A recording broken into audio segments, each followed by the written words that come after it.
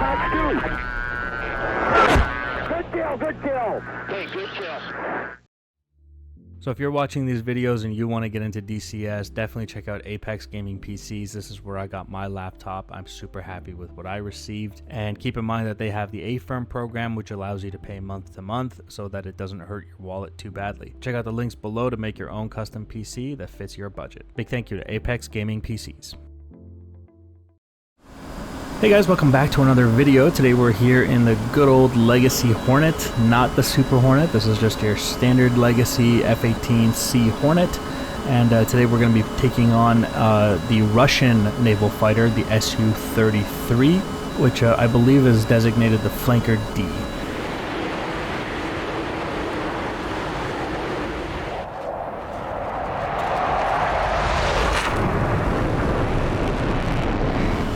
We're going to climb here to get to the intercept point. We have a naval battle going on underneath us as well. So using the radar, we're going to have to sort between cruise missiles and other things the radar will pick up and just try to find our bandit here. And you'll see that I have the radar in a 40-degree scan, 40-degree azimuth scan. There's no need to scan the rest of the sky. I basically know what I'm looking for and where it is. As you can see, I got him on radar right here. And we got him locked up at about 63 miles, is it? Lost the lock here. That is him for sure. That's him right there. Locked 61 miles. So that's great. Like I've said in the past, the Hornet is a great aircraft to get started with if you want to get into DCS. ED currently offering a little discount there with the code GROWLING. You can get 10% off. I got him at 57 miles and I'm in LAR. That's launch acceptable region, so Fox 3. And there we go. I think we were in range, so there it is.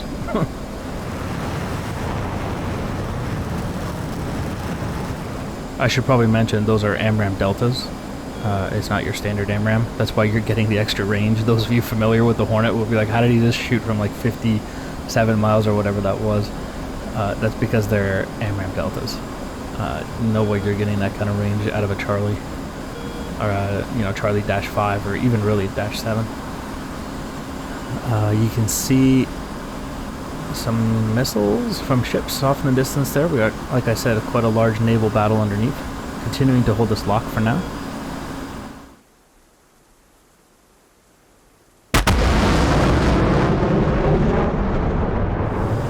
He's also shooting the R-77M, which is a missile I've been allowing the Russians to use in these scenarios, mostly because that's what you guys wanted. I saw a lot of comments of people being like, why don't you give them the M's?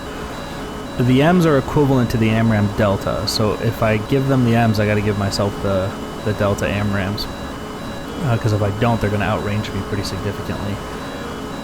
What's going on down there? Some missiles being intercepted down low, I think. There's a Russian ship over there shooting. Lost lock here. I'm a little bit worried. I lost lock, I lost situational awareness. I'm not getting an RWR ping from him, which tells me he's probably defending in cold. There we go, there he is. Got the recommit.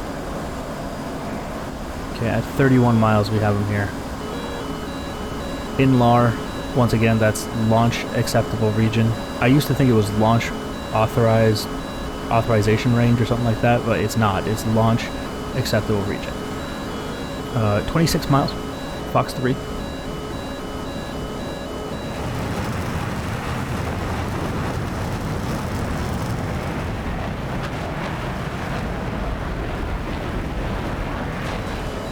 I don't think he actually got a missile off the first time I fired an AMRAAM at him. I think it caught him off guard a little bit.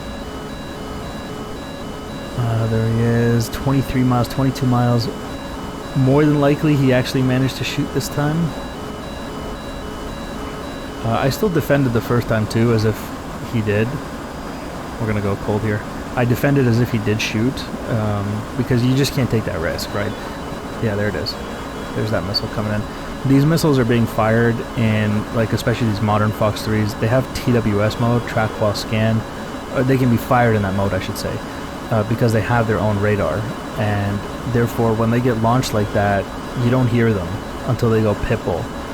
PIPL means that the missile has switched to terminal guidance and it's using its own radar to try to find the target. That's when I can hear it.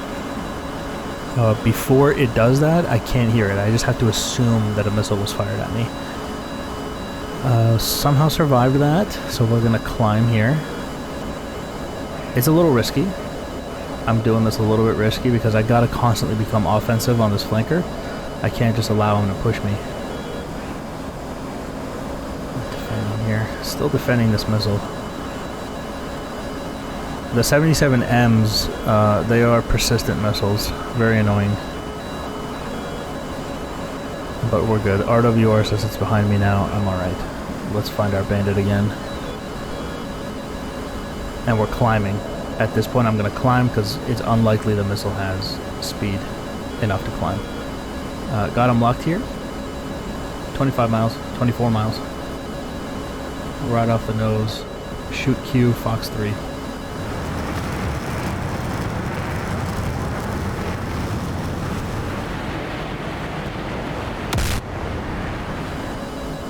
Now, one of the reasons that the F-18 Hornet is such a good aircraft for beginners to start with, it really is the versatility of this thing.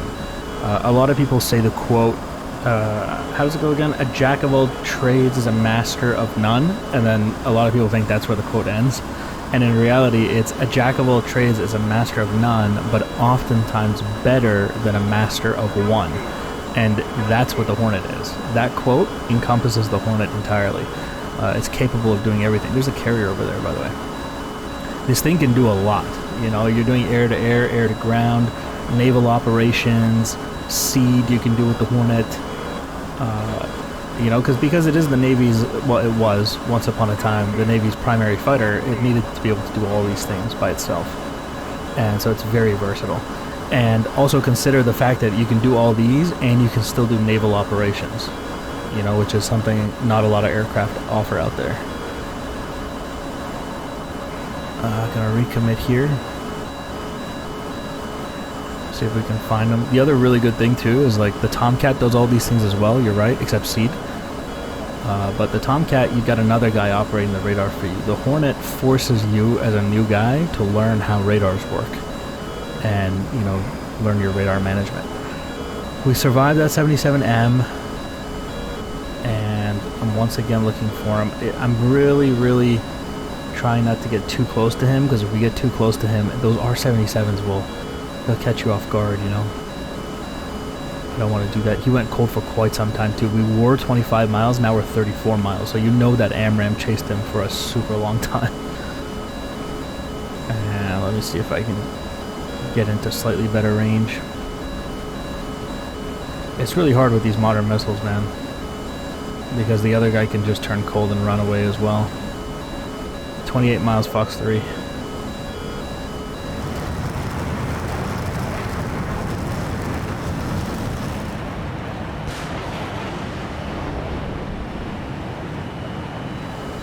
And ED's put a lot of work into this Hornet.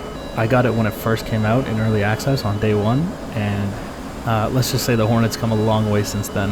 When they dropped it initially on day one, it didn't even have AMRAAMs. It just had like Sparrows, no IFF if I recall correctly. A lot of things missing. So it's nice to see the Hornet, you know, has come so far. And they did a great job with it, they really did. 24 miles, still holding that lock and the crank here. Trying to guide that missile best we can. Remember that once again, the reason we're cranking and we're offsetting to the gimbal limit of our radar is because his missiles have finite, there it is, you can hear the missile going pipple. They have finite fuel, so therefore if I can drag them into dense air and offset, force them to create another lead, I can, you know, bleed a lot of their energy. Dropping tank here.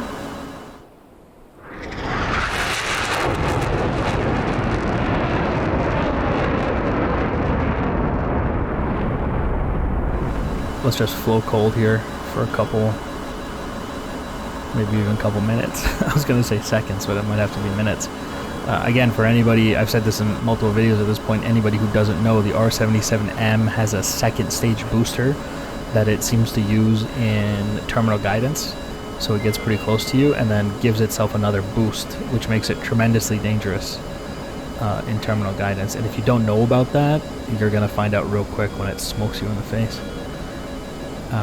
It's off to my right, and I outclimbed it. It's gone. You can see how quickly I'm trying to become offensive again on him because I don't want him to get the initiative. And it seems like my AMRAMs are doing a pretty good job of, you know, being super annoying and pushing him away. That 50, that's his, there we go, there he is. He's at 2 o'clock. The 50 is his AWACS. It's the Barrier 50. That's the other thing with the Hornet too, is you gotta get good with the radar. And to get good with the radar is actually really good. I used to think it was not that good of a radar, but that's because I wasn't that good with it. But once you kind of get the handle of the radar here, it actually is quite good. You can pick up just about anything. And as I say that, I'm having trouble picking him up. And you can see me scanning through different altitudes here, between 25 and 40,000. Here we go. There we go, got him. 22 miles off the nose here. Fox 3. There we go.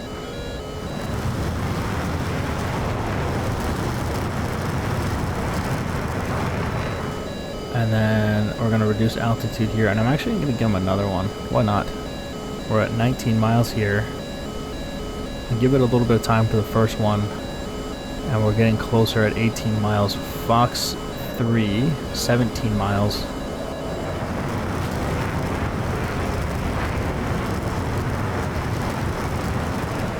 You heard that RWR tone, so you know there's a missile pipple on me, but you can't hear it right now. And the reason for that is because I'm pointing my belly in the direction of where the missile's coming from. You can hear it again there. Aircraft have a 45 degrees above and below blind zone, so 45 degrees above your head and 45 degrees below your belly is like a RWR blind spot, essentially. If there's a missile in there, you're not going to hear about it. So that's why when you're defending cold like that, it's a good idea to just point your wing at the bandit for like a couple seconds, maybe even just a single second, just to hear if a missile was launched at you. But you can always just make the assumption if you're pointing your belly that there's a missile coming at you. Look at that hit right behind me there. Nice.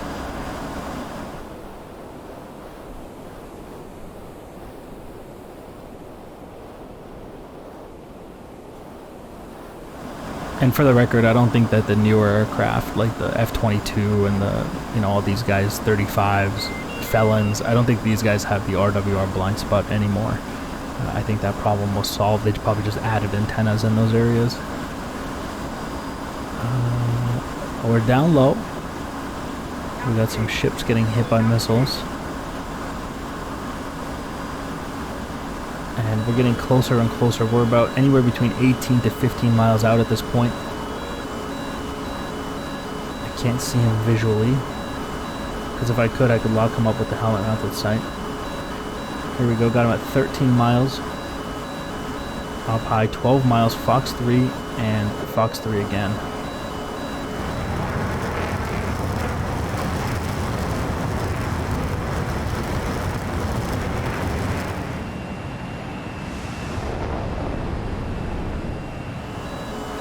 Alright, we will flow cold here once again. That 77 is dangerous. We want to stay outside the MAR if we can, best we can. I fear I might be inside of it, so we're going super low here. Maybe I can drive it into the water if I'm lucky.